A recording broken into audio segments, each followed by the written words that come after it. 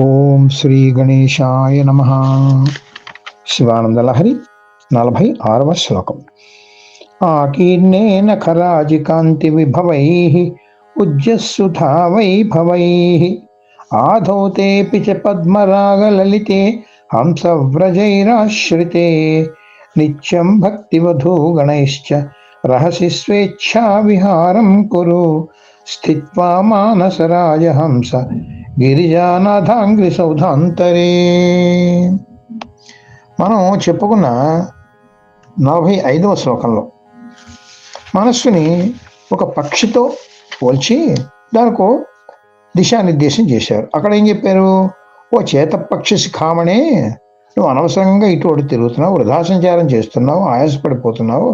అది మాని వేదం అనే వృక్షంపై ఉన్నటువంటి ఉపనిషత్తులు అనేటువంటి శాఖలు ఉంటే కొమ్మల్లో సదా ఉండేటువంటి శివపాద ద్వంద్వం అనేటువంటి బూట్లో వేరిస్తూ ఆ వృక్ష సుధారస ఫల మాధుర్యాన్ని గ్రోలమని మనస్సుకేమో చెప్పారు. మనం లోగడ చెప్పుకున్న 45వ శ్లోకం. ఇప్పుడు ఈ 46వ శ్లోకంలో ఇక్కడ మనస్సుని ఒక రాజహంసగా చెప్తున్నారు. మానస రాజహంస అని ఇక్కడ సంబోధిస్తున్నారు అన్నమాట. శివపాదములను ఇక్కడ మేడతో పోల్చి చెప్తున్నారు అన్నమాట. అంటే అక్కడ గూడైనా ఇక్కడ మేడైనా సరే శివపాదములే ఎవరికైనా కూడా శరణం అన్నమాట. ఓ మానస రాజహంస, నువ్వు హాయిగా విహరించడానికి నేను చోటు చూపిస్తాను. ఇటువంటి తెరకు హాయిగా ఉంటుంది, చాలా బాగుంటుంది అక్కడ. అది మామూలు మేడ కాదు, శివపాదములు అనేటువంటి మహాసౌధం అది. ఆ సౌధంలో ఎంతోమంది రాణులు చిలకతులు, అందమైనటువంటి వాళ్ళు, సుందరమైనటువంటి రాణులు చిలకతులు అందరూ ఉంటారు. వాళ్ళందరూ కూడా నీలాంటి హంసలతో ఆడుకుంటూ ఉంటారు తెలుసా. అక్కడేమో నువ్వు ఒంటరిగా ఉండాలేమో అని నువ్వు అనుకుంటావు. ఏం కాదు, నీకన్నా ముందే చాలా మంది హంసలు చేరుకున్నారు. నీకన్నా గొప్పవాళ్ళు, పెద్ద పెద్ద హంసలు, శ్రేష్టమైనటువంటి హంసలు చేరుకున్నాయి అక్కడ. వాళ్ళు ఎవరో తెలుసా? పరమహంసలు అక్కడ ఉన్నారు.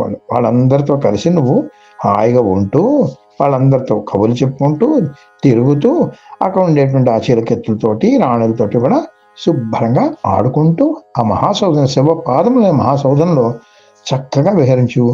ఆ సౌధం ఎలాంటిదో తెలుసా అని ఎంత రమ్యంగా వ్యక్తీకరిస్తున్నారో ఒకసారి ఆ శ్లోకం ప్రతిపదార్థం చూసి వివరణలోకి మనం వెళదాం. హే మానస రాజహంస, మనస్సు అనేటువంటి రాజహంస, నఖరాజికాంతి విభవై, శివ పాదాలు ఉన్నాయండి. ఆ పాదముల యొక్క గోటి వరుసల యొక్క కాంతికి అతిశయించినటువంటి కాంతితో, అంటే తెల్లటి కాంతి కిరణాలతో మొత్తం అంతా ఆ మహాసౌధం అంతా కూడా మెరిసిపోతుంది అన్నమాట. అది ఆకీర్ణే అంటే నిండి ఉన్నదన్నమాట. ఇదేంతో ఆ అతిశయించినటువంటి ఆ శివ నఖములు అనేటువంటి శివపాద నఖములు అనేటువంటి గోళ్ళ కాంతితో అన్నమాట. ఉజ్జస్సుధా వైభవై, అంతేకాదు ఆ పాదములు ఏంటంటే ఆ శివుడి నెత్తి మీద చంద్రుడు ఉన్నాడు కదా, ఆ చంద్రుని యొక్క అమృత ధారాలతో రోజు కూడా శుభ్రపడుతుంది అన్నమాట. శుభ్రంగా అంటే చంద్రుని యొక్క అమృత కిరణములు వ్యాపించడం చేత అది ఎప్పుడు కూడా పరిశుభ్రంగా ఉంటున్నాయి అన్నమాట. అమృత తుల్యమైనటువంటి పాదాలు అన్నమాట. ఆధౌతే అంటే శుభ్రపడింది అని చెప్పి.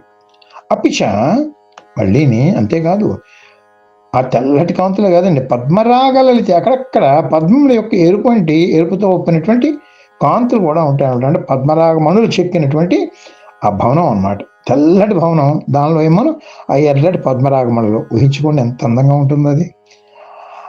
అది అటువంటి ఆ సౌధనట హంసబ్రజై, హంస మంత్ర ధ్యాన పరులు సమూహం చేత, అంటే వాళ్ళందరూ కూడా పరమహంసలు అనమాట. వాళ్ళందరూ కూడా అనమాట హంస విద్మహే పరమహంసాయ ధీమహి తన్నో హంస ప్రచోదయాతు అనేటువంటి హంస మంత్రం ఉంటుందన్నమాట. హంస మంత్ర ధ్యానంతో అక్కడ ఉంటూ ఎంతోమంది పరమహంసలు నీకన్నా ముందే వెళ్ళి వాళ్ళు ఆశ్రితే సేవిస్తున్నారు. వాళ్ళందరూ కూడా ఆ సౌధం సేవించబడుతోంది అనమాట. అలాంటి పరమహంసలతో అనమాట. అదేంటది? గిరిజానాథాంగ్రి సౌధాంతరే, పార్వతీపతి యొక్క పాదం అనేటువంటి మేడట. అది మామూలు మేడ కాదు, సౌధం అంటే మహాపెద్ద భవనం, ఓ పెద్ద భవంతి అనమాట అది. అక్కడ గిరిజానాథుడు అనేటువంటి గిరిజానాథుని యొక్క పాదములు అనేటువంటి సౌధం అనమాట. అక్కడ రహస్యమందు భక్తి వధూగణై సహా నువ్వు ఏం చేయాలి? భక్తి అనేటువంటి భార్యలతో కూడా నువ్వు భక్తి వధువులతోటి, భక్తి అనే భార్యలతో కూడా నిత్యం స్వేచ్ఛా విహారం కురు. ఎప్పుడు కూడా నీ ఇష్టం వచ్చినట్టు కూడా సంచరించవచ్చు, నడవచ్చును అని ఆ మానస రాజహంసకి ఇటువంటి మార్గాన్ని నిర్దేశిస్తున్నారో ఈ శ్లోకంలో చూసినట్టయితే ఆశ్చర్యం వేస్తుందండి. ఇప్పుడు ఈ శివుని పాదాల గోళ్ళ నుంచి వచ్చేటువంటి కాంతులు ఎలా ఉన్నాయటవి? నలుమూలలో కూడా ప్రశ్నించడం వల్ల ఆ పాద యుగళ భవనం ఎప్పుడు కూడా కావలసినటువంటి తెల్లటి కాంతులతో తళమని వెలుతురుతోటి మెరిసిపోతూ ఉందిటండి. అది చూసారా? మనకి లలితా సహస్రనామాల్లో కూడా నఖదీదితి సంచన్న నమజ్జనతమో గుణ అంటారు. అంటే అమ్మవారి పాదముల యొక్క గోల్డ్, దీదితి అంటే కాంతి అనమాట.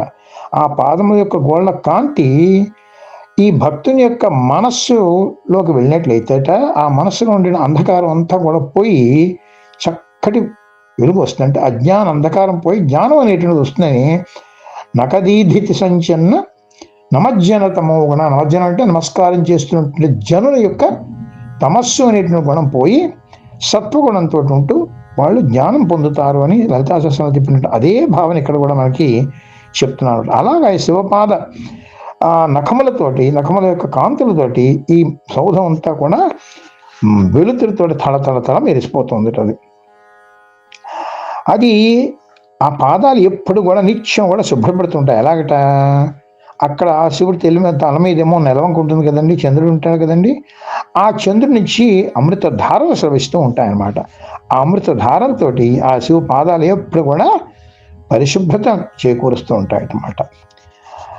అది ఆ పాదంలో ఆ తెల్లటి కాంతుల మధ్యని అవన్నీ కూడా ఆ సౌధంలోట పద్మరాగమణులతో ఉండేటువంటి చక్కటి ఆ గోడలు అవన్నీ ఉంటాయట. అంటే ఆ తెల్లటి కాంతుల మధ్యని ఎర్రటి పద్మరాగమణుల కాంతులు ఉన్నట్లయితే ఎంత అందంగా ఉంటుందండి ఆ భవనం నిజంగాను. అలాగా ఎరుపు తెలుపుతో ఉండేటువంటి ఆ సౌధం అలా మెరిసిపోతుందట. అక్కడేమోను పరమహంసలు ఉన్నారు. పరమహంసలు అంటే ఎవరు? ఏది మంచిదో ఏది చెడ్డదో తెలిసిన, ఏది నిత్యమో ఏది అనిత్యమో, ఏది ఆత్మయో ఏది అనాత్మయో అని తెలుసుకుని ఆత్మలో విహరించేవారన్నమాట. ఆత్మజ్ఞానంలో ఉండేటువంటి వాళ్ళందరూ కూడా పరమహంసలు అంటారు అన్నమాట. ఇందాక మనం చెప్పుకున్నట్టుగా హంసాయ విద్మహే పరమహంసాయ ధీమహి తన్నో హంస ప్రచోదయాతు అనేటువంటి ఆ హంస జ్ఞానంతో, ఆ పరమహంస జ్ఞానంతో ఉండేటువంటి ఆ పరమహంసలు ఏమోను నీకన్నా ముందే అక్కడ ఉన్నారు. చాలా మంది ఉన్నారు నీకన్నా గొప్పవాళ్ళు వాళ్ళందరూ కూడా. అందుకని నీకేమి ఒంటరితనం కూడా ఉండదు అన్నమాట. అందుకని అక్కడ నువ్వు వాళ్ళందరితో కూడా ఆ శివ పాదాలని సేవిస్తూ ఉండొచ్చు అనమాట. అక్కడ ఏంటంటేను వివిధ రకాలైన భక్తి పద్ధతులు అనేటువంటి ఆడుహంసలు కూడా తోడు చేసుకుని ఉంటాయి. అంటే భక్తి వధూగణై అని చెప్పారు కదా. భక్తి వధువు అంటే ఒక రకమైన భక్తి కాదండి, రకరకాలైన భక్తులు. నీకు అంటే రకరకాల భక్తి పద్ధతులు అన్నమాట. అది నీకేదో కొన్ని తెలుసు, అందుకని నాకు ఎక్కడ కుదురుతున్నాయి కాదు. నీకు తెలిసిన పద్ధతులతోనే ఉండొచ్చు. నీకు తెలిసిన పద్ధతులు, నీకు భక్తి వధు గణములతోటి అక్కడ ఉంటూ ఆ ఆడు హంసలతోటి శుభ్రంగా నువ్వు ఆ దివ్య సౌధాన్ని, ఆ శివపాదంలోనేటువంటి దివ్య సౌధంలో నువ్వు హాయిగా విహరిస్తూ ఆ శివశరణ పొందుతూ సంపూర్ణ శరణాగతి అక్కడ పొందేవంటే నీకు శాశ్వత సుఖం అనేటువంటిది లభిస్తుంది మనస. అందుకని అటు ఇటు తిరకు. ఇది చాలా పెద్ద మేడ, అందమైన మేడ. ఇలాంటి మేడ నీకు ఎక్కడా దొరకదు మళ్ళీ, తెలుసా. అందుకని ఆ మేడలో వెళ్ళి ఓ మనస్సా ఉండని భక్తుడు తన మనస్సుకే ఎంత మార్గనిర్దేశం చేస్తున్నాడో చూశారండి నిజంగానది. అదనమాట. ఇక్కడ పరమహంసలు అంటే మన శంకర భగవత్పాదులు కూడా ఓ పరమహంస కదండి ఆయన. అందుకని అటువంటి పరమహంసలు ఆ శివపాదాల చెంత ఉన్నారండి. ఆ పాదాల దగ్గరికి మనల్ని కూడా వెళ్ళమని, మన మనసును కూడా వెళ్ళమని మనం కూడా ప్రార్థిస్తూ ఆ మనస్సు చెంతనే ఉంటూ ఆ శివభావనతోటి ఆ శివానందంతో ఉండిపోతూ ఆ శివానంద లహరులు అనేటువంటి భక్తి వధూగణాలతోటి ఆనందంగా హాయిగా ఆ శివపాదాలని శరణ పెడుతూ సదా అక్కడే మనం కూడా మన మనసును అక్కడ పెట్టి మనకు ఉండిపోదామండి. అది ఎంత చక్కటి భావన అండి శంకర భగవత్పాదుని. అటువంటి శంకర భగవత్పాదులకి సాష్టాంగ దండ ప్రణామం చేస్తూ ఓం నమ శివాయ. ఈ 46వ శ్లోకంలో ఈ పరమహంస అనేటువంటి పదం చూసినట్లయితే నాకు సౌందర్య లహరిలోని 91వ శ్లోకం అది ఇక్కడ చెప్పుకోవాలని, దీనికి అనుసంధానంగా మనం చెప్పుకుంటే బాగుంటుందని నాకు అనిపించింది. అమ్మవారి మా భావం నాకు కల్పించింది. అందుకని ఆ ఆనందం మీతో కూడా నేను పంచుకోవాలని ఈ సౌందర్య లహరిలోని ఈ శ్లోకము, దాని యొక్క సంక్షిప్త భావన కూడా ఇక్కడ నేను చెప్తాను. మొట్టమొదటి శ్లోకం. పదన్యాస క్రీడా పరిచయమివారబ్ధు మనసః స్ఖలంతస్తే ఖేలం భవన కలహంసా న జహతి అతస్తేషాం శిక్షాం సుభగమణి మంజీరరణిత చలాదాక్షాణం చరణకమలం చారుచరితే. ఇక్కడ భావన ఎంత బాగా చూపిస్తున్నారంటే అండేట, అమ్మవారు ఆమె సౌధంలో చక్కగా విహరిస్తోందిట. విహరిస్తుంటే అమ్మవారి యొక్క ఆ చక్కటి వంపు సొంపులతో ఉండే ఆ నడకని చూసి అమ్మవారి యొక్క సౌధంలో ఉండేటువంటి ఆ కలహంసలు ఉంటాయన్నమాట. అవి ఆ పెంపుడు హంసలు ఉంటాయి, వాటి కలహంసలు ఉంటాయన్నమాట. అవి అమ్మవారిలాగే ఉయ్యారంగా నడవాలని చెప్పేసి అమ్మవారి యొక్క నడకను చూస్తూ చక్కగా అందంగా అమ్మవారిలాగే అడుగులు వేయడానికి ప్రయత్నిస్తున్నట్టు. కానీ అమ్మవారంత అందంగా అవి నడవలేకపోతున్నాయని, సరిగ్గా దాన్నేమో అనుకరించలేకపోతున్నాయని చెప్పి కొంచెం కంగారు పడి ఓసారి అటు చేస్తే ఏం బాగోలేదు, అమ్మవారు ఎంత అందంగా నడుస్తుందో అని మళ్ళీ సర్దుకుంటున్నాయట.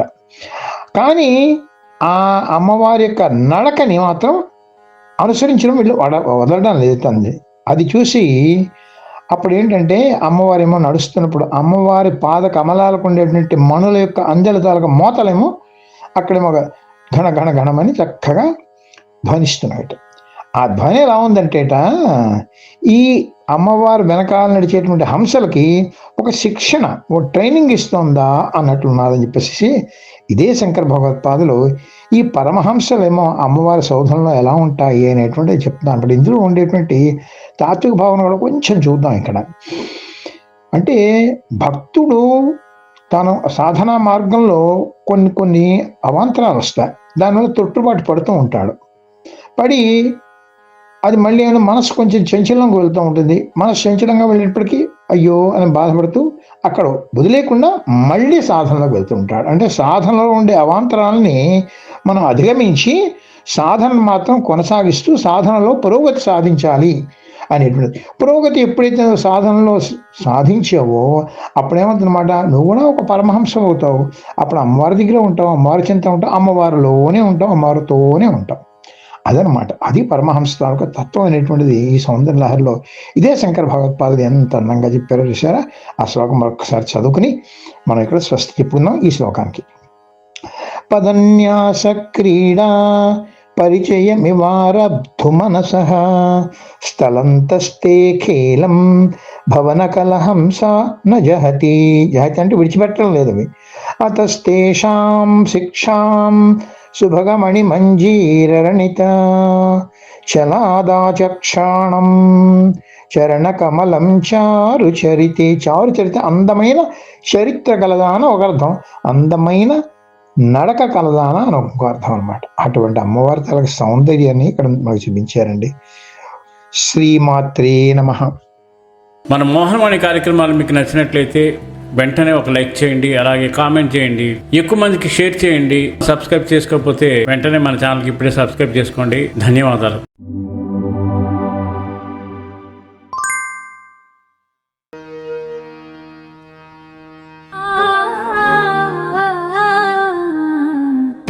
మోహనవాణి